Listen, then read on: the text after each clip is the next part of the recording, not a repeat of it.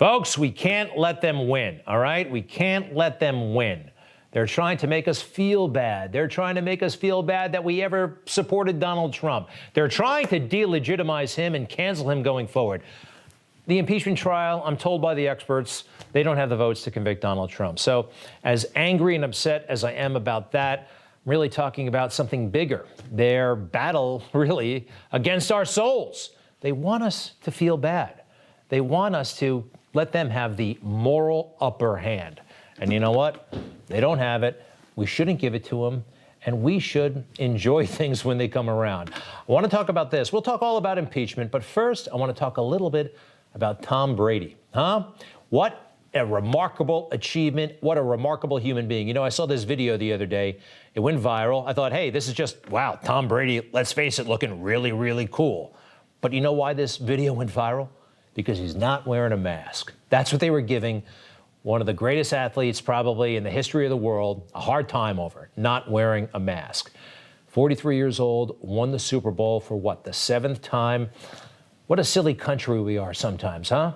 How about having a national conversation about how this man achieves what he does? I mean, not just for the sports fans, but for everybody else. I mean, think about it, the regimentation, the precision with which he lives. I hear he follows all these patterns and is so particular about his diet and exercise, does drills to enhance his mental acuity. We all can't be Tom Brady, of course, but hey, there's stuff there that I think could help a lot of people. Instead, what do we do in this country? We all get upset about Colin Kaepernick. Understandably so. I'm pretty upset about that guy, but he gets more attention and he divides us. Somebody like Tom can unify us, at least for a little bit, maybe more than 2-3 days after the Super Bowl. I think it's a more worthy conversation. By the way, why aren't we talking about Tom Brady anymore? Here's a big clue. He's friends with President Trump. He's friends with President Trump. And they can't cancel him, but a lot of people sure would like to. They sure would. All right, back to the Senate trial of the president, a great big sham. And I'll reiterate right here, look, I'm biased. I like President Trump. I support his policies. I like his style. And I think this is all ridiculous, okay? And I'm not a lawyer, but I keep coming back to this. The Constitution says an impeachment trial of a president has to be run by the Chief Justice of the Supreme Court. In 1999, they had William Rehnquist. He had to sit there. He had a fancy robe. You see those stripes? A year ago or so, they had Chief Justice Roberts, the first phony impeachment for Donald Trump. This time they have Vermont Senator Patrick Leahy. There he is. He is a presiding officer. He's the judge. He's doing what a Chief Justice of the Supreme Court is supposed to do. He's already said he doesn't like Donald Trump. We already know how he's voting. And he's the judge. The whole thing is crooked, totally, in my opinion. And I don't think this is debatable now, crooked. You know who had a starring role today?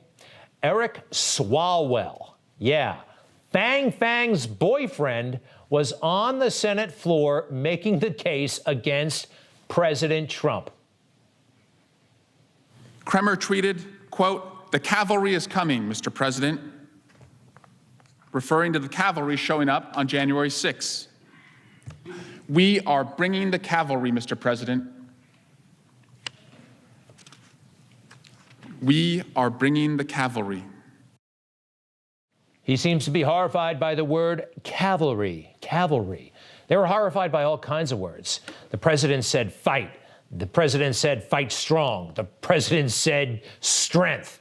These are the kinds of trigger words that they were upset about. And cavalry, you heard, ooh, that young lady obviously meant an armed militia to wage a coup. Cavalry. The word alone was proof of incitement because the president retweeted that. Cavalry is a word that we all use. Bring in the cavalry. I've seen it in TV commercials. Cavalry. Leading the way with quality insurance for your home, auto, life, health, and business. Call out the cavalry. Once you compare Kemper, you'll ride with us. No problem, right? Nobody was triggered. Nobody feels like taking over a Capitol building or anything like that. It's okay. It's okay. They're trying to weaponize harmless words against us. Having this great big silly debate about that riot that happened, Donald Trump was a mile away, 2 miles away, asked everybody to march peacefully and patriotically. But still, there were serious failures on January 6th that no one seems to be talking about. Failures in security. They've got hundreds of Capitol Hill police officers. They have a budget of something like $700 million a year. And we've all seen the video by now. In certain areas, some of these folks were just allowed right on in. What's going on there? And how about this guy, the Horns guy? Do you know he's still in jail? Look, I think he should be punished, but he's still in jail. And by the way, I've not seen any video of him breaking anything or hurting anybody. Here, he just seems to be getting directions and yelling a lot, howling, I should say. By the way, look at that. They literally seem to be saying the Senate chamber is this way, because here's what happens after this. Glad to see you guys. You guys are f***ing patriots. Look at this guy. He's got covered in blood. God bless you. Any chance I could get you guys to leave the Senate wing? We will. I've been making sure they ain't disrespecting the place. Okay, just want to let you guys know this is like the sacredest place. Okay, there he is, the cop. Again, just kind of pleading with them. Do you mind? Could you? This is not law enforcement I know. It's the same cop, by the way, just kind of following them around. What's happening here? Serious questions have to be asked of what happened. I support law enforcement, you support law enforcement, but they make mistakes. This seems like a system-wide failure, a catastrophic failure, yet, I don't know, we just run around saying we support the cops and we don't look into this. In fact, they'd invited the Capitol Hill police to the Super Bowl. And that's nice, actually.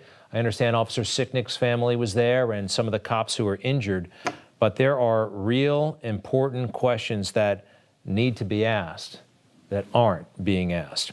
And I think that's crazy. In the meantime, we're just trying to criminalize and demonize figurative speech.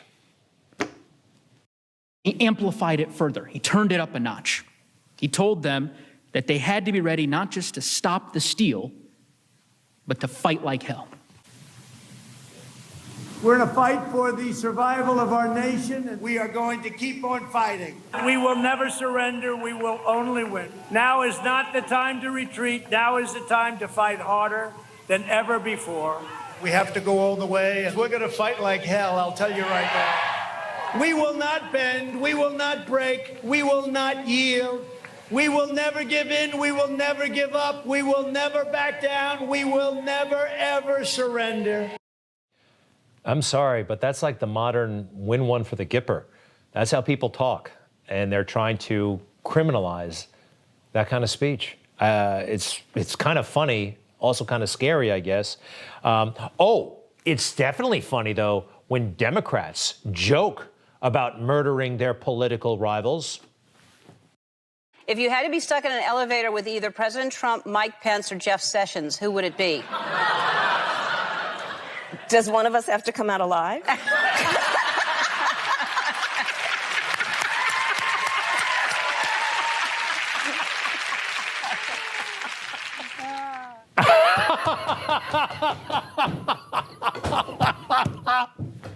Not funny.